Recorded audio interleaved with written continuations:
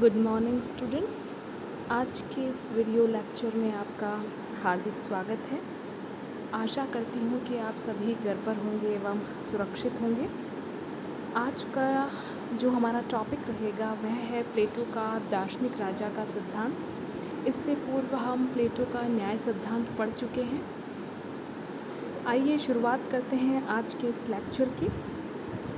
कहते हैं कि किसी भी विचारक द्वारा जब भी किसी सिद्धांत का प्रतिपादन किया जाता है तो वह निश्चित ही उस दौर की परिस्थितियों से निश्चित तौर पर प्रभावित होता है। यदि प्लेटो के दार्शनिक राजा सिद्धांत के संदर्भ में भी हम ये बात कहें तो गलत नहीं होगा। प्लेटो ने अपनी विचारधारा में दार्शनिक राजा के सिद्धांत का प्रतिपादन यूनान के नगर राज्यों में अयोग्य व स्वार्थी राजनीतिज्ञों द्वारा किए गए कार्यों से असंतुष्ट होकर किया था। प्लेटो ने एथेंस की जो स्वार्थी शासक थे या जो अक्षम शासन प्रणाली थी उसे अपनी आँखों से देखा था। ऐसे में रिपब्लिक में प्लेटो कहता है कि हमारे नगर राज्यों में तब तक कष्टों का अंत नहीं होगा जब तक दार्शनिक राजा नहीं होंगे और इस संसार के राजाओं व राजकुमारों में दर्शन की भावना और सत्ता नहीं होगी। दार्शनिक राजा के सिद्धांत के प्रतिपादन से पूर्व प्लेटो ने सिसिली व इटली की यात्रा की और साथ ही प्लेटो ने राजनीतिक शक्ति व दार्शनिक बुद्धिमत्ता के संगम पर बल दिया।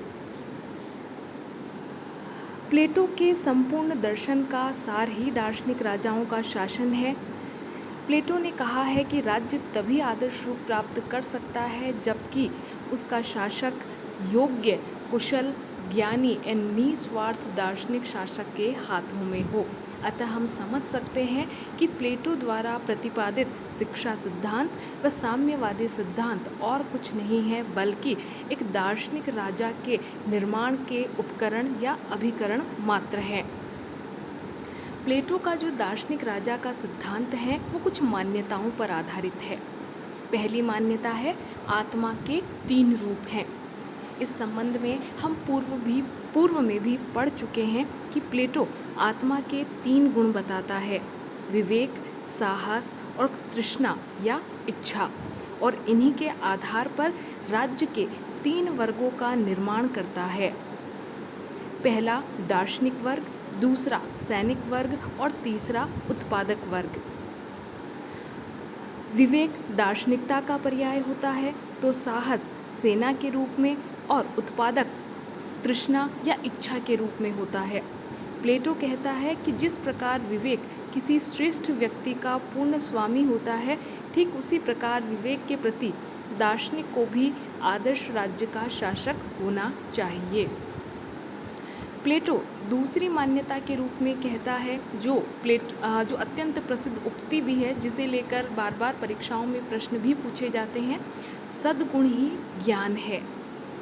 प्लेटो दार्शनिक राजा की जो दूसरी विशेषता बताता है वह है सद्गुण ही ज्ञान है, अर्थात संसार में जो कुछ भी सत्य है उसका नाम तर्क संगत विवेक से ही हो सकता है। यह सत्य वास्तविकता है, चाहे कोई व्यक्ति इस बारे में कुछ भी सोचे, उसे उसकी अनुभूति होनी चाहिए। इसलिए नहीं कि लोग इसे चाहते हैं बल्कि इसलिए क्योंकि यही सत्य है। मनुष्य जो जानता है, जिसे सत्य का ज्ञान है, वही सद्गुणी होता है। अतः शासन उन्हें ही करना चाहिए जिन्हें सत्य का ज्ञान है, और यही कारण है कि प्लेटो विवेक या ज्ञान को सबसे बड़ी शक्ति मानता है और इसी के आधार पर वह दार्शनिक शासक के सिद्धांत का प्रतिपादन भी करता है। वहीं दूसरी ओर प्लेटो का जो दार्शनिक राजा का सिद्धांत है वह तार्किक मान्यताओं और व्यवहारिक अनुभवों पर आधारित है। प्लेटो ने एथेंस की शासन व्यवस्था को काफ़ी समीप से देखा था। वहाँ के स्वार्थी शासकों व अक्षम या ये कहा जाए कि ऐसी शासन प्रणालियाँ जो निश्चित तौर पर जनता के हित में कार्य नहीं कर रही थी, तो ऐसे में प्लेटो ने इस ओर प्रश्न उठाया और कहा कि बढ़ाई और दर्जी होने के लिए भी प्रशिक्षण की आवश्यकता होती है। तो ऐसे में ऐसे किसी व्यक्ति को शासक कैसे बनाया जा सकता है जिसे किसी भी प्रकार का प्रशिक्षण न दिया गया हो। अतः नगर राज्य को बचाने के लिए और मानवता के कल्याण के लिए अज्ञान, स्वार्थ और अयोग्यता को दूर करने के लिए ही प्लेटो दार्शनिक राजा के सिद्धांत का प्रतिपादन करता है। प्लेटो कहता है कि जिस प्रकार एक जहाज की सुरक्षा एक योग्य चालक पर निर्भर करती है, ठीक उसी प्रकार एक राज्य की सुरक्षा वहाँ के दार्शनिक शासक पर निर्भर करती है। प्लेटो कहता है कि यदि दार्शनिक बुद्धिमत्ता व न्याय के नियमों पर चलते हैं और अपनी शक्तियों का प्रयोग सबकी सुरक्षा व उत्थान के उद्देश्य से करते हैं, तो वे जिस भी नगर राज्य पर शासन करते हैं, जिस नगर राज्य में ऐसी विशेषता पाई जाती है, उसे ही एक सच्चे नगर राज्य की संज्ञा दी जा सकती है। अन्यथा सभी प्रणालियों को आप स्वार्थपूर्ण शासन प्रणालियाँ कह सकते हैं। इतना ही नहीं, प्लेटो दार्शनिक राजा के सिद्धांत का प्रतिपादन करते हुए दार्शनिक राजा के कुछ गुण भी बताता है और इन गुणों को फॉस्टर ने अपने शब्दों में किस प्रकार निरूपित किया है, देखते हैं। फॉस्टर कहते हैं, दार्शनिक से प्लेटो का तात्पर्य एक ऐसे व्यक्ति से है जो वैज्ञानिक चिंतन की शक्ति से संपन्न हो। प्लेटो के अनुसार सच्चा ज्ञान ही विज्ञान है। दर्शन का अर्थ है कि वह न केवल गणित के क्षेत्र में बल्कि प्रत्येक क्षेत्र में राजकीय जगह सच्चे ज्ञान की प्रतिष्ठा करे। प्लेटो का दार्शनिक राजा ज्ञान का उपासक ही नहीं बल्कि ज्ञान व विद्वता का अपूर्व भंडार भी है। वह सत्य का अन्वेषण करता, ज्ञान का प्रेमी, शांति का पुजारी, न्यायी, साहसी व संयमी है। दार्शनिक राजा की बुद्धि तीक्ष्ण होती है, स्मरण शक्ति भी तीक्ष्ण होती है, चरित्र उज्जवल होता है, वह विवेक का शासन करता है।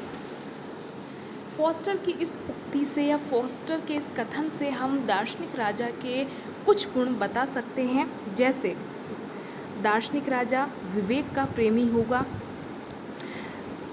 एक सच्चा दार्शनिक ज्ञान से प्रेम रखता है, न कि किसी मद से। वह क्रोध, घृणा, संकीर्णता, द्वेष व स्वार्थपरता से वह दूर रहता है। दार्शनिक राजा सत्य का अनुगामी होता है। उसके मस्तिष्क में निंदा, अविश्वास, झूठ, फरेब व धोखा जैसे विचार नहीं आते। वह हमेशा प्रशंसा व विश्वास की बातें करता है।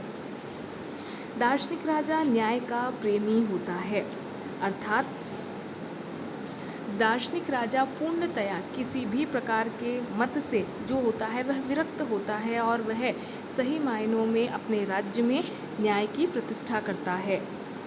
दार्शनिक राजा निस्वार्थी होता है। चूँकि उसके पास संपत्ति व परिवार नहीं होता, अतः वह धन व माया के मोह से पूर्णतया मुक्त होता है। आत्मनियंत्रण को दार्शनिक राजा का एक महत्वपूर्ण गुण माना जा सकता है। उसे कोई निर्देश व आदेश नहीं देता, वही अपने जीवन का संचालन करता है। ऐसे में स्वाभाविक रूप से आत्मनियंत्रण दार्शनिक राजा का एक अत्यंत महत्वपूर्ण गुण होता है। स्मरण शक्ति दार्शनिक राजा की अत्यंत तीक्ष्ण होती है। किसी भी व्यक्ति के लिए दार्शनिक राजा का अर्जन करना तभी संभव होता है जब उसके पास अच्छी और तीक्ष्ण शक्ति हो। इसके अतिरिक्त दार्शनिक राजा स्वभाव से अत्यंत शांत होता है। इन सभी विशेषताओं के पश्चात प्लेटो दार्शनिक राजा के निर्माण की प्रक्रिया के संबंध में बताता है। इस संबंध में हम पूर्व में शिक्षा सिद्धांत में पढ़ चुके हैं। प्लेटो अपनी शिक्षा पद्धति द्वारा ही दार्शनिक शासक का निर्माण करता है। जन्म से 20 वर्ष तक प्राथमिक शिक्षा और प्राथमिक शिक्षा में भी संगीत व व्यायाम की शिक्षा प्रदान की जाती है। व्यायाम जहाँ एक ओर शरीर को सुदृढ़ करता है, वहीं संगीत से मन का या ये कहा जाए भावनाओं का विकास होता है। 20 से 30 वर्षों तक व्यक्ति को विभिन्न विज्ञानों का अध्ययन कराया जाता है ताकि उसके विवेक का विकास हो सके एवं 30 से 35 वर्ष की अवस्था में उसे द्वंद्वात्मक शिक्षा द्वारा सत्य का ज्ञान दिया जाता है। द्वंद्वात्मक शिक्षा का अभिप्राय है तर्क वितर्क या तर्क के माध्यम से सत्य का ज्ञान करना।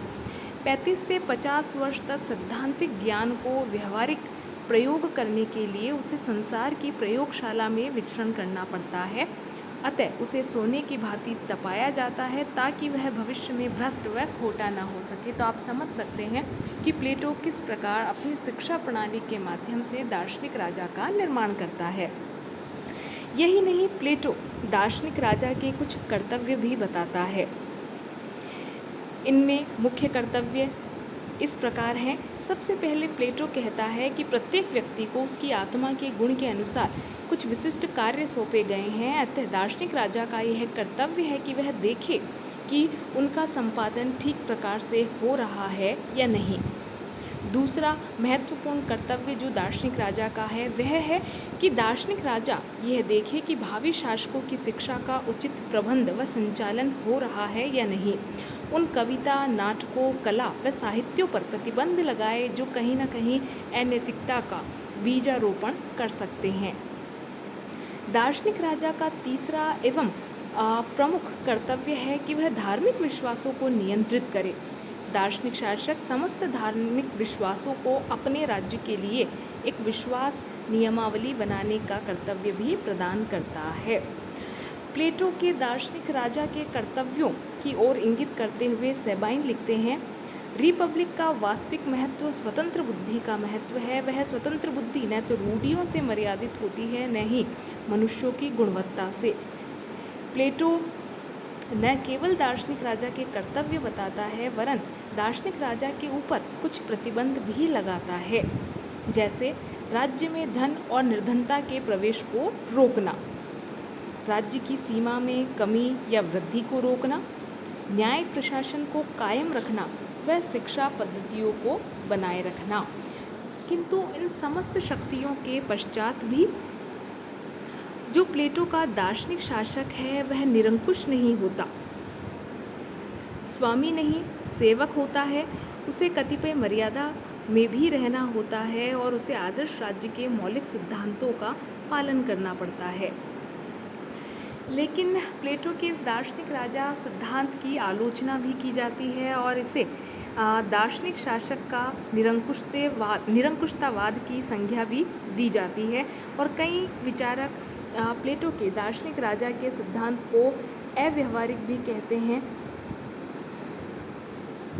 अतः ऐसे में हम देख सकते हैं कि प्लेटो का जो दार्शनिक राजा का सिद्धांत है वह कहीं ना कहीं सिद्धांत व व्यवहारों की उलझनों में भी उलझता है और प्लेटो का आदर्श राज सिद्धांत व व्यवहार की आलोचना के भी या दार्शनिक राजा के सिद्धांत की आलोचनाओं के बाद भी वह अपना महत्व रखता है, क्योंकि प्लेटो का जो दार्शनिक राजा का सिद्धांत है वह तत्कालीन समय की जो परिस्थितियां थी उन पर आधारित है।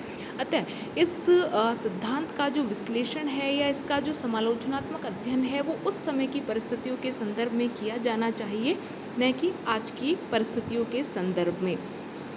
आज के इस लेक्चर में इतना ही। धन्यवाद।